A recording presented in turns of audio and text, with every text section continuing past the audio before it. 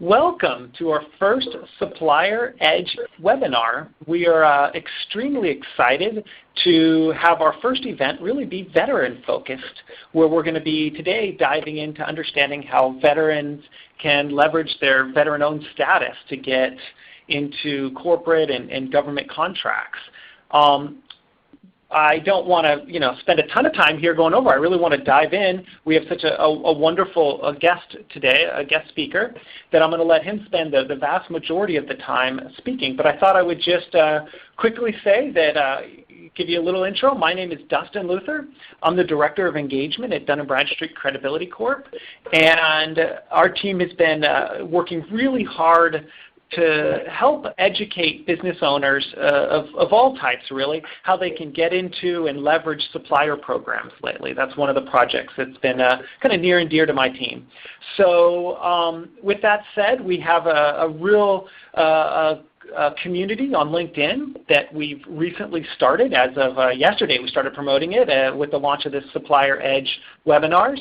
And we're going to be asking a lot of questions there. If you don't have an intro, if you haven't got an introduction or a welcome to that LinkedIn community, we're going to put a link right in the chat here, so you'll be able to see that, and you can either ask questions during Scott Davidson's talk here in the chat, or we'll be monitoring the LinkedIn as well. We'll also be posting resources as he mentions them, such as links and other things.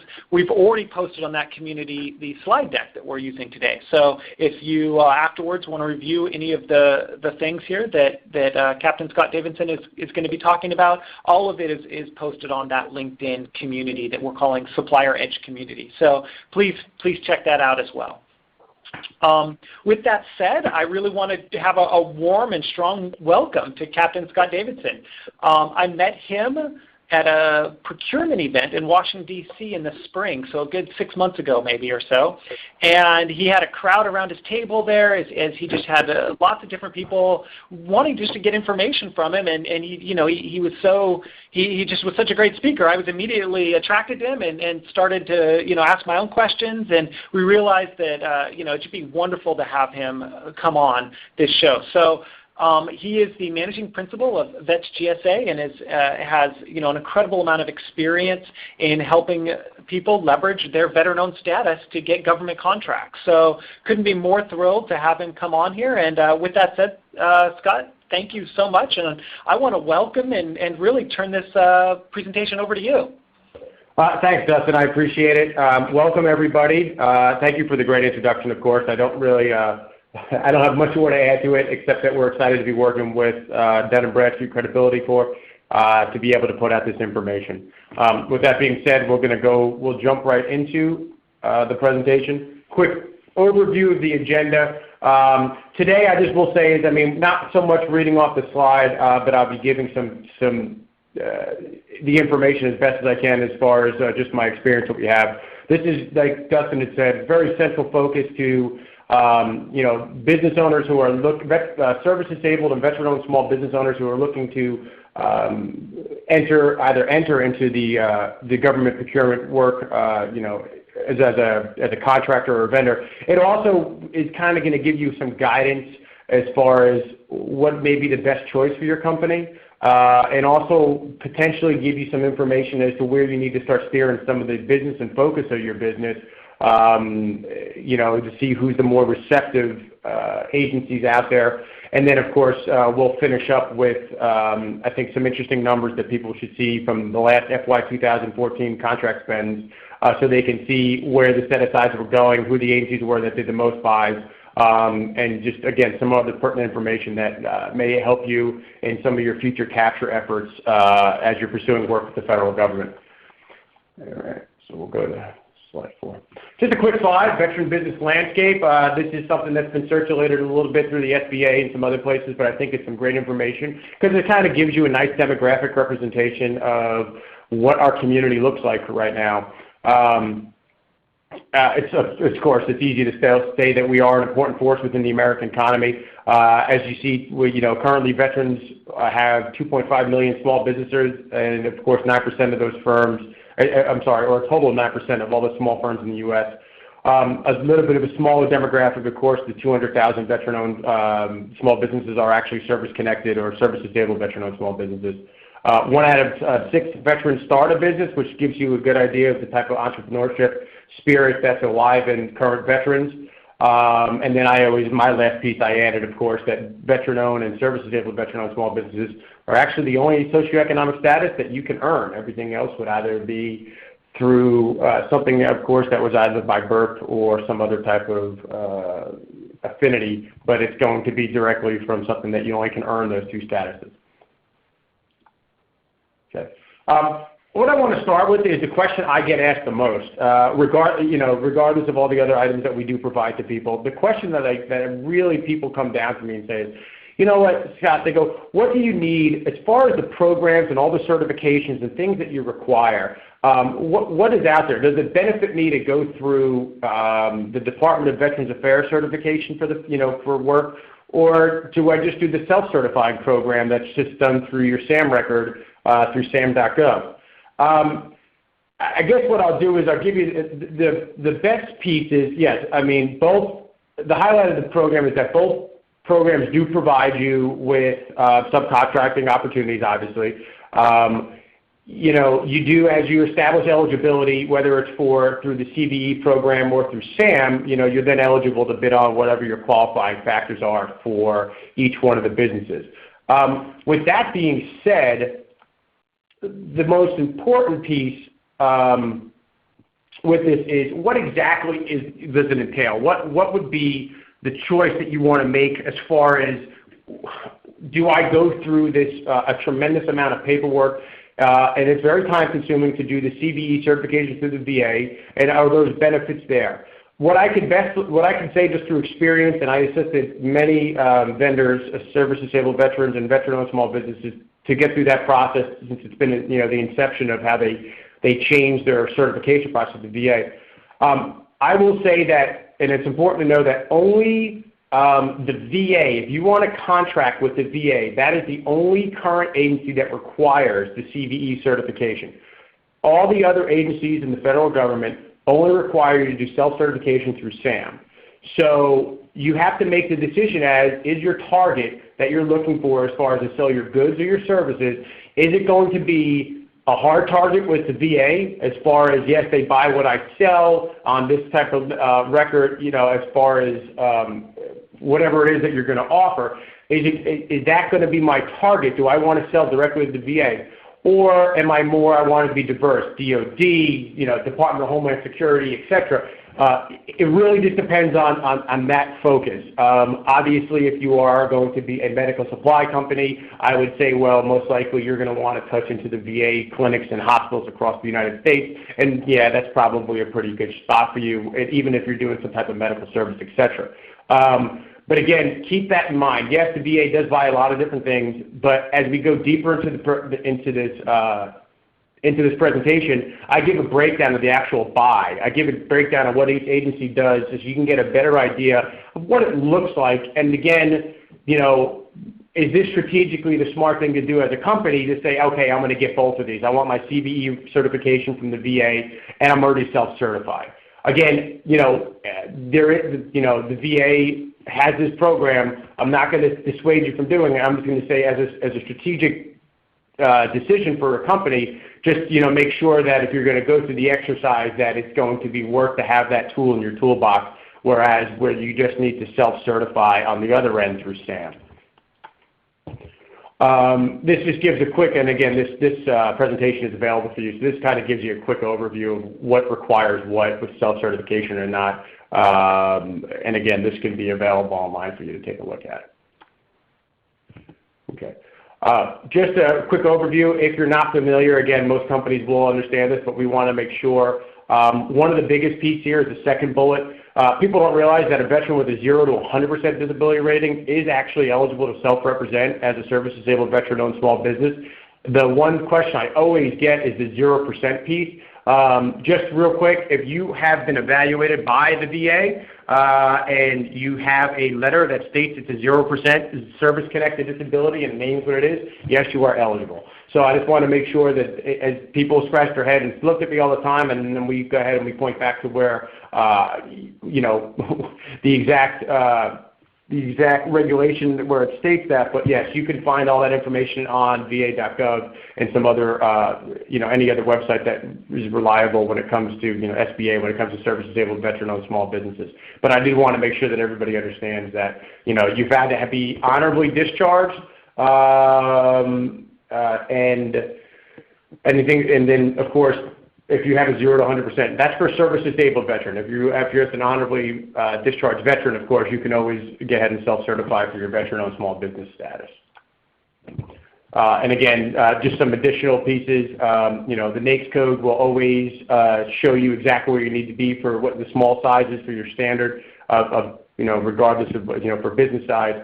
The other piece, of course, is that 51% of the business must be directly and unconditionally controlled by one or more service-disabled veterans. And in the case of being a VOSB, same thing. The company has to be 51% directly and unconditionally controlled by a veteran. So there's no leeway on that at all. That is exactly what would happen. Even when you self-certify, understand that you're still subject to review by the SBA or any type of certifying contracting official to ensure that that is correct. So I do encourage you to make sure that if you have multiple partners or multiple, investors that have certain type of control in your operating agreement, I would always say to make sure that you look at that and it's very clearly defined because it will be reviewed if it's ever challenged in any type of procurement award protest. So what are the contracting advantages for veteran-owned small businesses and service-disabled veteran-owned small businesses? Simply, of course, it sets the set-aside awards for contracts. Once a contracting officer can determine that at least 2 businesses can provide or fulfill whatever the requirement is for product or service, the benefit, of course, is that then you have a much smaller pool that you're challenging against when it comes to your proposals. That, of course, is going to be, what is, I always like to see it as the best value for everybody. It's the easiest thing, at least, to challenge somebody on any type of proposal than going to, if it's just a small business set aside, then of course the actual, the competition is much greater. Award can be made at a fair market price. That's an important piece to understand. Fair and reasonable pricing, you got to be within a range. Most of the time, they're going to understand in most cases, especially if you're a product reseller for things of that matter, they understand that the OEM is going to probably have either the best price or the lowest price, but there's a range that they have established that's acceptable in most cases. So just keep that in mind, especially if you're a product reseller. Services, same thing. You do have a little bit more leeway, but again, it's going to be, you need to be considered something within a fair and reasonable range of what the independent government cost estimate was. And then, of course, the best part, sole source awards can be made to service-disabled veteran-owned small businesses and veteran-owned small businesses if you can satisfy whatever the requirements are that are going to be put forth by the contracting officer. And, of course, it's $6 million for any type of manufacturing award and then $3.5 million for all other procurements. Those are the limitations on awards. You cannot go higher than those. You can go lower. Those are the ceiling thresholds. Just want to bring up quickly, so if people are familiar, if you do happen to start the team, one of the pieces I always like to bring up here when it comes to, especially if there's set-asides, because we just spoke about set-asides, understand that, in most cases you have to be doing the majority of services when it comes to the performance of work.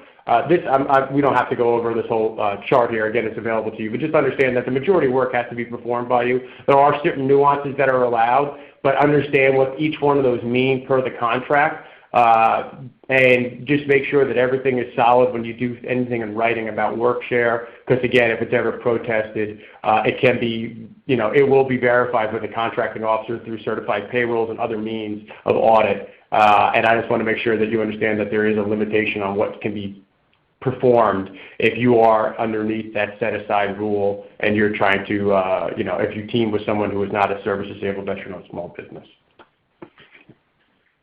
And again, we just touched on that again, and not to reiterate, but the biggest piece here, of course, is for teaming partners. I understand that you would need a total solution sometimes in some of the roles, and that's a great approach to have. Just make sure that each of your responsibilities and work share are clearly mapped out in your teaming agreements and your subcontract agreements. Make sure that you're aware of any subcontracting limitation that's been flowed down through that contract, and that you actively are monitoring those work shares. Reach out to small business liaison officers at all the large businesses which you wish to work with. We do have a link at the end of the presentation that actually provides you a direct link to every large business with a subcontracting plan in the United States. It's a great resource to use and have, so if anybody falls into your purview of service or product you're selling, I would encourage you to go ahead and take a look at those. And again, those resources are free, among other things that I provided, that you have some great spreadsheets and data that you can use. And of course, make sure that you have a solid capability statement and presentation ready to provide at any time when you reach out to those small business liaison officers. Okay. Again, certain things here, we can kind of glance over this because I want to try to get into the bulk of what we're about to do, but just certain exclusions to the veteran-owned small business program and the service enabled veteran-owned small business program. What that means is that they have to, the contracting officers have to check a list first before they go and say they're going to solicit from the following two sources. And the list that we have here clearly demonstrates what each pieces are or where they would go first. Most of the time, these cannot fulfill certain items, but again, you'll see through, just through experience and time and some of the information we provide, there will be opportunity for you. If you go on FedBizOps every day or different things like that, you'll see set-asides, on a frequent basis. But again, that could be for, we can delve into that perhaps on another webinar. Okay. All right. This is what I wanted to focus on, so everybody kind of see where the dollar amount are going to and how it's being kind of set aside. I'm actually going to skip to the next slide because it's a little. There we go. This is a better representation. Take a look. So these are the top 10 federal agencies last in FY 2014, which ended in September recently. The important piece here is to take a look. In the last column, the SDVO, with Service Stable Veteran-Owned Small Business, you can see the spend of the agencies.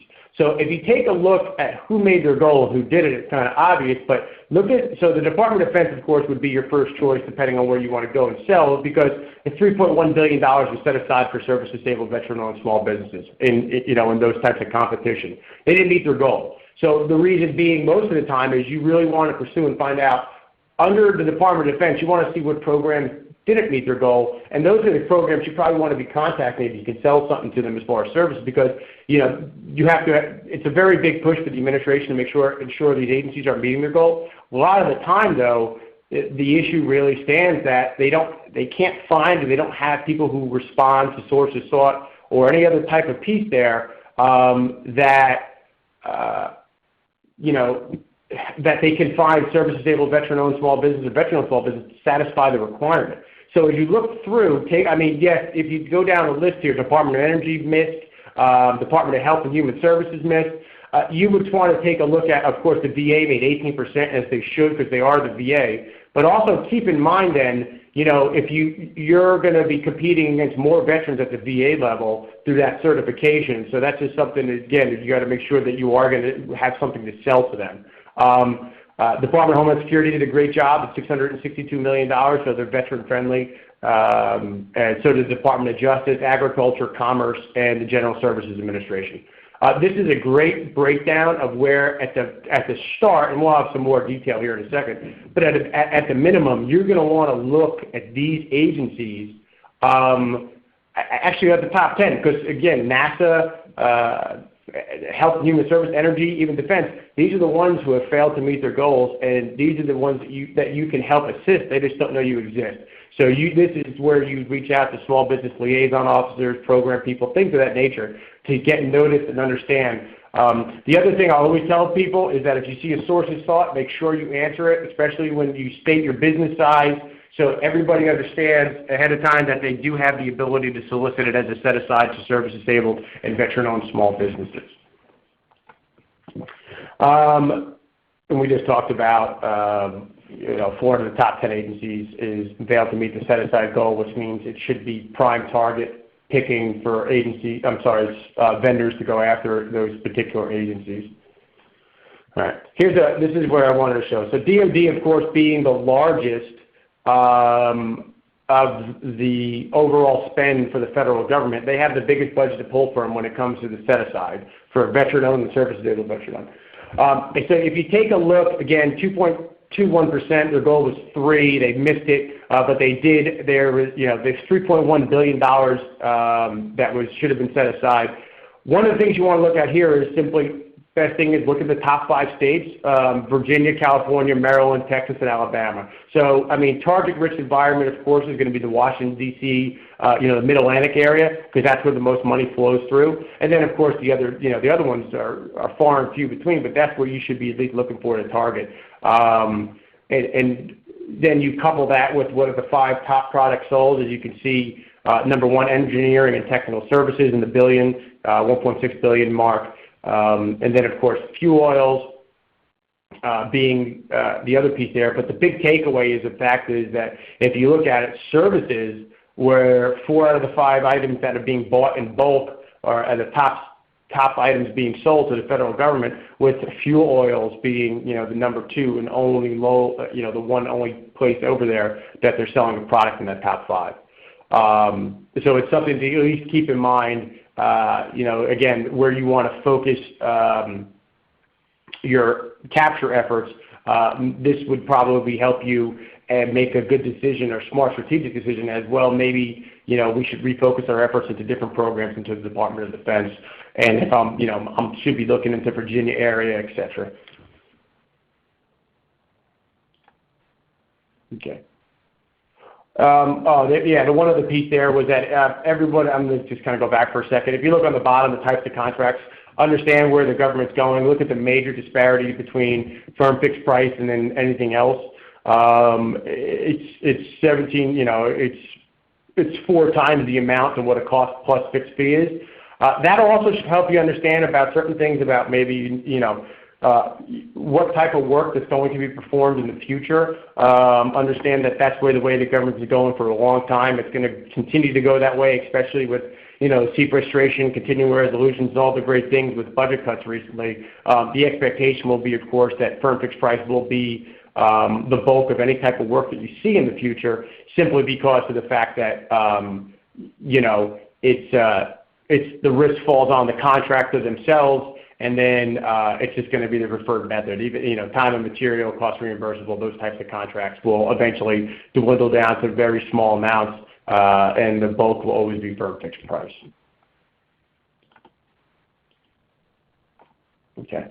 So here's some additional tools I just wanted to kind of throw out there. I get a lot of questions, of course, because the nature of the business we do. So for additional tools that you should look at just in general, besides having the CVE certification, if you're going to do work with the VA, I would always look at, a GSA schedule for your company. Some of the bullet points that you see the majority of, $40 billion a year flows through the GSA schedules each year. That continues to, it ebbs and flows a little bit. Usually it's going to be in the high billion-dollar range like that. So the bottom line is 10% of all government needs were procured through GSA contracts. That's something that you should, again, should always be, it's not a silver bullet solution, but it's definitely something that should be in your toolbox when it comes to working or trying to procure anything with the federal government. And then, of course, you see there was more than 19,000 GSA schedule contracts in 2014, and 80% of all GSA schedule holders are small businesses. And they represent 36% of the sales. Although that's a disparity towards a large business, it's still going to be, in the billions of dollars that are being procured through the GSA schedules that are, for open competition only for people who have the schedule. And then just a quick upload. I mean, just if you didn't know, GSA schedule is a 20-year contract. It's a 5-year base with 5-year options. They got evergreen clause. Actually, it goes on forever for that matter because I've recently done option renewals at the 20-year for several of our clients, and it just gets renewed for another 20 years. So the contract would go in perpetuity as long as you meet the requirements. And of course, the best part is unlimited ceiling. It's determined at the contract level if anything else changes. These are the links we talked about. I know Dustin has placed those links in the group. And yes, I was going to say that I know it doesn't show up. You can't click on Ready Talk here, but we're going to, if they're not there already, we're going to end up putting all those links on a thread there on that LinkedIn community. So please join. And there's some great stuff here. I'll let you describe the links themselves, but they definitely will be there. Okay, yeah, and thank you, Dustin. I appreciate that. Yeah, bottom line is, if you look at, like we talked about earlier, prime contractors list with all small business subcontracting plans. That's on a national level. Anybody who's currently contracting that's a prime contractor with the federal government as a large business, they are listed with their points of contact on this spreadsheet that we've provided. And it gives the direct small business liaison officer's name for each one of those companies. So if you have a company that you think you can provide some great service or product to for reseller, you would want to contact those companies and go ahead and work through that piece. But yeah, we provide those, and again, just clearly state what you're offering, that type of presentation. The next great piece that we put up there, GSA schedule set aside opportunity forecast matrix. So for 2015, this actually provides all of the current opportunities that are going to be set out for solicitation for small business set-asides for the next year. And very descriptive, gives you down to the, all the depth of services being offered, who the solicitor is, and even gives you points of contact. So that's something that would be good for your forecast models or anything that you're doing for strategic planning. And then, of course, the SBA subcontractor directory called Subnet. I would take a look at that. That's a great program. It actually, if you sign up there and you become vetted, companies, large businesses go in there and they search for people to do subcontracting opportunities. They will contact you. You can also see companies will post requirements on there to answer. So you would take a look at Subnet. Subnet's is a great program to look at and something that you should be aware of. And then the remaining pieces, the small business programs. I just gave you just quick links to if you're interested in contacting their their small business liaison officers from the federal agencies. They can give you a wealth of knowledge and information directly to the right programs to speak to. All their contact information are on those pages. And then, of course, the last piece I always like to do, because we do provide a lot of support for them, is out of Syracuse University, Entrepreneurship Boot Camp for Veterans with Disabilities. It's a wonderful program that's provided to them. If you qualify as a service-disabled veteran-owned small business, you may want to take a look at this. I would just go to the website and take a look at the courses. It's no charge to the veteran, and it does provide outstanding tools and support to help grow your business with classes, on-site classes at Syracuse and other universities around the United States. And it's a worthwhile program to take a look at. Well, Scott, you had so many great links there. I wanted to mention just one thing before we open it up to Q&A. Which is, as I mentioned at the beginning, this is our first SupplierEdge event. Next week, we're going to be talking with a woman who's helped women business owners understand how they can leverage that status to get into corporate and government contracts. We have companies like Dell and Amgen and Hilton and Delta all scheduled to talk about their specific supplier programs, either their supplier diversity programs or sometimes it's just getting into the retail supply chain and those kinds of things. But if any of these topics are of interest to you, please consider going to dnb.com/supplier where you can register for events in the future. And then one last thing, Scott, I'd like to ask you before we even go into general Q&A. You've provided just an incredible wealth of information here, but it was utterly educational. But I would like to just ask you, what services do you provide specifically for businesses? I feel like you didn't give yourself that plug. And thank you for keeping it utterly educational. But I would like to know how you can help somebody out. Well, Vets CSA, we are a service-disabled veteran-owned small business, of course. We provide full turnkey GSA schedule services, consulting services from writing GSA schedule proposals. We do high-end OIG supports for audits. We build all different type of compliance programs. We also we're full turnkey proposal management firm, anything related to writing proposals, full turnkey pricing, price to win, things of that nature. And again, we are very aggressive with our pricing for anybody in the veteran community. We do offer also multiple times a year with other organizations like the American Legion. We offer all different types of classes around the U.S. for veterans and service-disabled veteran-owned small businesses to help them understand the GSA schedule. And I will just say this, if you do have the opportunity to attend we are giving several different classes for GSA schedules at the Department of Veterans Affairs Small Business Event in Atlanta this year, December 9th through the 11th. And again, of course, feel free to come by and I'll see if I can help you out. And that's just, that's all here for the plugs for now. Wonderful. Well, thank you. Thanks so much. It would be a shame not to get you to at least let people understand what the services you provide. So we have a few questions that came in here. We did kind of tell people it would only be half an hour and we're already 2 minutes over, so I don't want to take too much time, but let's go through a few of them, and then also I want to let people know that if they have additional questions, they should just ask them on that LinkedIn community, and we will make sure that their questions get answered. So if for that, they can either go to LinkedIn and just search SupplierEdge, or I provided a link in the chat that if they click over, they can join there. So the first question, we got one yesterday actually from Twitter from somebody who goes by the Twitter handle K9Patrol, and he was he was asking, can my service-disabled veteran status get me city and county jobs besides feds? So that's a good question. It depends. So when I say it depends, there are certain states that have service-disabled veteran-owned small business set-asides. Not all states have them. Even at the county jobs and the local jobs, you just have to do the research for the states. New York State is one of the better veteran-friendly communities where they have a very high service-disabled veteran-owned small business percentage set aside at the state level. So it's just a matter of looking at what state it is that could help you. But yes, absolutely, it will help you dependent upon the state.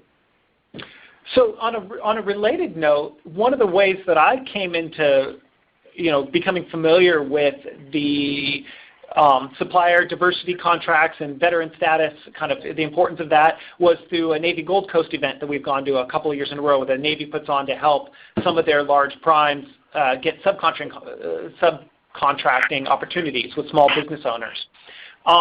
We didn't talk too much about kind of corporate opportunities, but can you speak to that? I mean, I assume that the same status helps can really help people with some of the large, especially in the military, the Raytheons and Boeings and Lockheed Martins and others. Does that kind of make sense to you? Yes, by the FAR regulation, so we kind of touched on it too a little bit, but every large business will have a subcontracting plan that they have to fulfill, and they are required. There's a thing called a good faith clause that's in those subcontracting plans that requires them to make every effort to fulfill their requirements. Their requirements will mimic what the national requirements are. So for this case, at the federal level, each of these large businesses, and we've given you the contact to go ahead and reach out to them, it's going to be 3% of their contracts, whatever it's going to be, has to also be set aside internally. So they have to come and provide opportunity to the small business, service-disabled veteran-owned or veteran-owned small business, of whatever procurement that they have been awarded.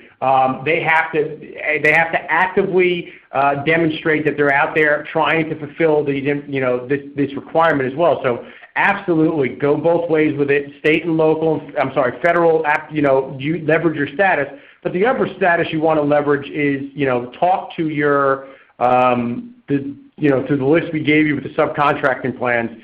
go find those large businesses and let them know that you exist and that they can absolutely take advantage of whatever the requirement is, but they'll be able to meet and check their goals off too if they use you in whatever whatever capacity they need to. It totally makes sense. And that link you provided was just awesome. I looked at it a couple of times now. It just links to an Excel file that's just got an incredible number of contacts and names and companies and everything else. So super, super useful. Again, we'll link to that from the LinkedIn community. I think that's the easiest way to share it. Mm-hmm. So that's wonderful. We've got a couple more questions here.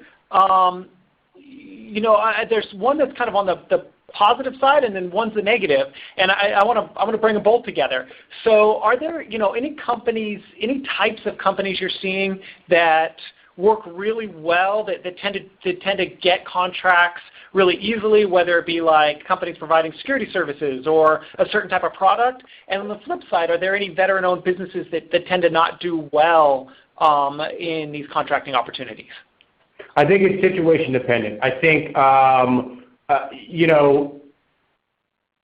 quite honestly, it really, because I've seen successful service-disabled and veteran-owned small businesses of all sizes that sell all different types of things. It's really about, and it's kind of in a basic focus there. You just have to know exactly where you have to focus your searches and to the right agency, to the right group of people. I will say the biggest issue I see is that most people will shotgun blast and try to chase everything out there. And at the beginning, when you start out to be a business, yes, I understand, you see a lot of different opportunities.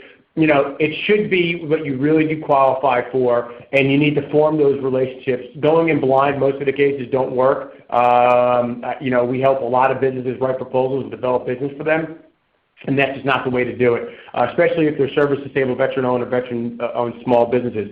I think that, again, I don't know if there's trouble leveraging their status. It's just a matter of making sure that everybody's aware. There's, of course, a very big veteran, there's been a push since the wars and everything else that people are aware of the status, and people are trying to help, but just got to make sure you put that best foot forward so they understand what it is that you do have the status and that they can use it. I do see the other question real quick. Are there any requirements that have kept veteran certified business from getting contracts?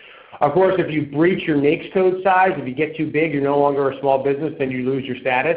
Company ownership structure, same thing. If you're not at least a minimum 51% of your business is controlled and operated by either a service-disabled veteran or veteran, you will not be, it'll be challenged, and it's actually, you fall into the illegal category of fraud, so you can't have that happen. Age of company has it doesn't have any type of effect, except if you're going to, for GSA schedules, you have to be at least 2 years in business. For other vehicles, you just have to have the past performance. So the age of company may hurt you because you don't have the past performance of the company just to perform on whatever they're looking for. Business credit status, of course, yes. If you have any type of bad liens, any type of things that are against you, that has to be self-certified in SAM, but it also comes up in your TIN and your DUNS number. So those types of things will have a negative effect on you when they do a check and they look at your SAM record. This has all been so great. Thank you so much for all the wonderful information. There's more questions I'm seeing here, but I think we might just have to take those to the community, and we want to answer any and all of your questions. We really look forward to it, and this is just an incredible start. Thank you so much, Captain Scott Davidson, for bringing such great information for the community. It was my pleasure, Dustin. I'm so glad we could participate here. And again, we look forward to helping people on the LinkedIn community so we can answer any of the questions. Feel free to answer there. And we'll work with, we want to thank Dun Bradstreet Credibility Corp for putting this on for everybody. Hope that they got something out of it today. We sure did. Thank you so much. And thanks to everyone else. We look forward to connecting with you on future events. Thanks again.